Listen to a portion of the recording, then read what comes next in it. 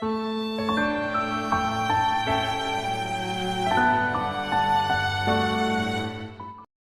Friends, मैं शुभम तिवारी स्वागत करता हूं एक बार फिर से अपने यूट्यूब चैनल डिवाइन क्लासेस में। लास्ट वीडियो में आप लोगों ने पढ़ा था कि सॉलिड्स क्या होते हैं और वो कितने प्रकार के होते हैं, कितने टाइप के होते हैं। आज हम बात करेंगे उसी में से एक क्रिस्टलाइन सॉलिड्स के बारे में, जिसे हिंदी में क्रिस्टली ठोस कहते हैं। आज हम बात करेंगे क्रिस्टली ठोस कितने प्रकार के होते हैं, यानी क्रिस्टलाइन सॉलिड्स कितने टाइप के होते हैं। देखिए, इसके बेसिकली 4 टाइप होते हैं। पहला टाइप जो होता है, मैं आपको इसको पॉइंट वाइज लिख देता हूं। जो पहला टाइप होता है वो होता है आयनिक सॉलिड्स। दूसरा होता है आपका कोवैलेंट सॉलिड्स। तीसरा होता है आपका मेटेलिक सॉलिड्स। और जो चौथा और लास्ट होता है आपका वो होता है मॉलिक्यूलर सॉलिड्स।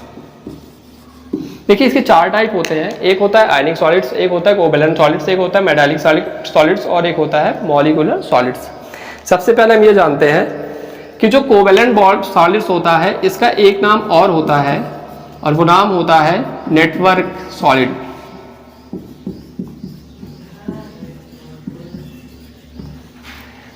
प्रॉपर अगर हम इस पे हिंदी के बारे में जानना चाहें तो हिंदी में इस सब सारी चीजों को इसको कहते हैं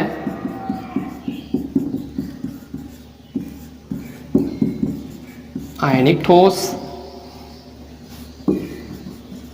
कोवैलेंट को कहते हैं सहसंयोजी ठोस या नेटवर्क ठोस। मेटेलिक मतलब होता है धातु, इसलिए इसे कहते हैं धात्विक ठोस। और आपका लास्ट होता है मॉलिक्यूलर, जिसको हिंदी में कहते हैं आणविक ठोस। ये 4 प्रकार के सॉलिड्स पाए जाते हैं क्रिस्टलाइन सॉलिड्स। पहला होता है आपका आयनिक सॉलिड्स, जिसको हिंदी में कहते हैं आयनिक ठोस। दूसरा होता है कोवैलेंट सॉलिड्स और नेटवर्क सॉलिड। नेटवर्क सॉलिड्स को इसलिए कहते हैं क्योंकि ये एक लॉन्ग रेंज ऑर्डर में बनाया जाता है। इसकी जो श्रृंखला होती है, इनकी जो चैन होती है वो एक बहुत लंबे ऑर्डर पे होती है, इसलिए इसे नेटवर्क सॉलिड कहते हैं। तीसरा होता है आपका मेटालिक सॉलिड, जो कि मेटल से बनाया जाता है। जैसे कि आज के टाइम पे हमारे लाइफ में डेली यूज में बहुत से मेटल्स ऐसे हैं जो हम प्रॉपर यूज करते हैं।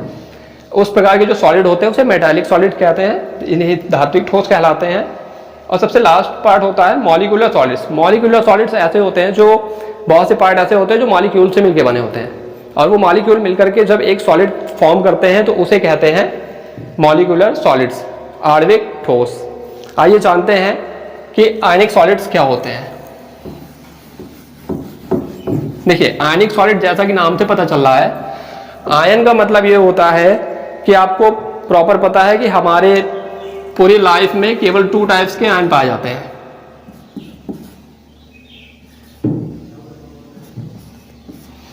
नंबर 1 पॉजिटिव,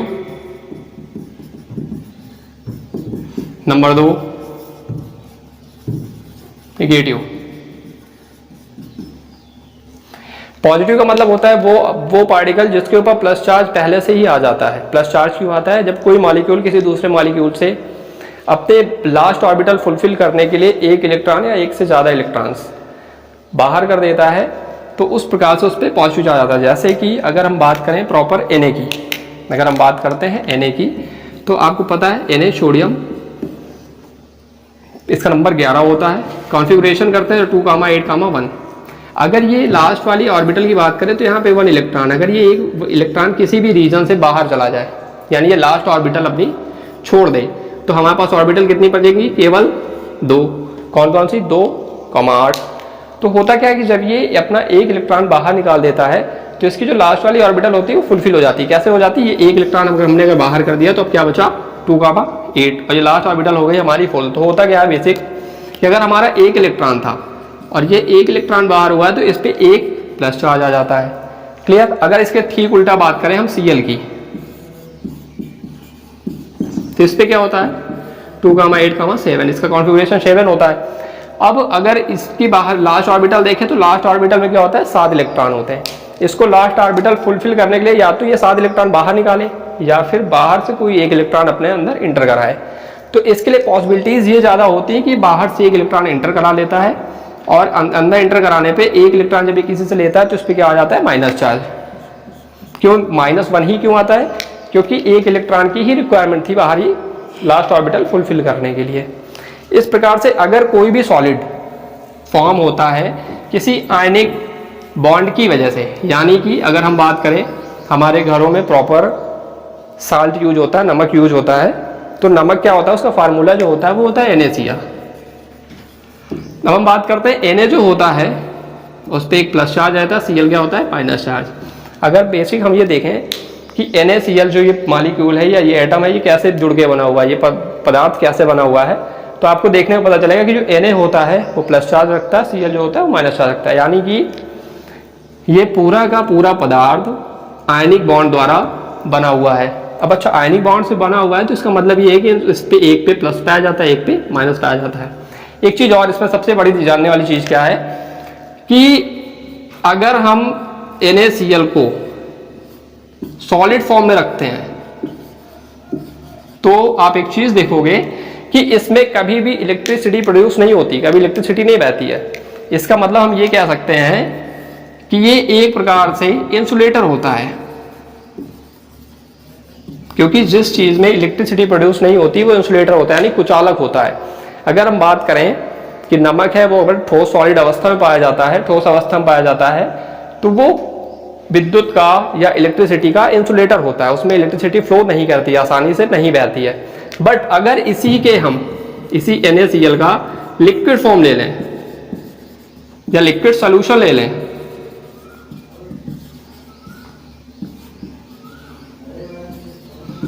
तो क्या होता है, यही NaCl आपका तुरंत कंडक्टर में चेंज हो जाता है। यानी जो बिजली अभी तक आपके सॉलिड फॉर्म में NaCl में नहीं बह रही थी वो अब लिक्विड फॉर्म में NaCl में आसानी से बहने लगती है। इसका मतलब ये क्या हो जाता है, विद्युत का सुचालक हो जाता है। जब ये सॉलिड फॉर्म में था तो ये विद्युत का क्या था, कुचालक। लेकिन ठीक उसके बाद जैसे ही हमने इसका लिक्विड फॉर्म बनाया ये तुरंत क्या हो जाता है, सुचालक हो जाता है। आगे हम बात करते हैं, फिर से एक बार देखते हैं आयनिक बॉन्ड होता क्या है, आयनिक सॉल्यूशंस होते क्या है। वो मॉलिक्यूल्स जो आयनिक बॉन्ड द्वारा बंधे हुए होते हैं वो कहलाते हैं आपके आयनिक सॉलिड्स यानी आयनिक ठोस। इसमें हमेशा आयनिक बॉन्ड पाया जाता है।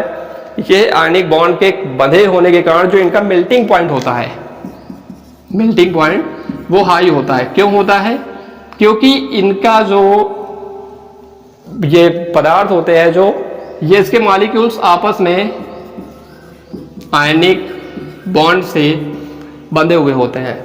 एक चीज और बहुत ध्यान से देखने वाली बात है कि अगर इन दोनों को आपस में जोड़ा जाए, यानी एक प्लस चार्ज है एक माइनस चार्ज है, अगर इन दोनों को आपस में पास में लाया जाए तो ये रिएक्ट करेंगे। और रिएक्ट के साथ सबसे बड़ी चीज ये होती है कि ये दोनों के दोनों पार्टिकल अलग अलग चार्जेस रखे हुए हैं, तो सीधी सी बात है ये एक दूसरे के बहुत करीब आएंगे।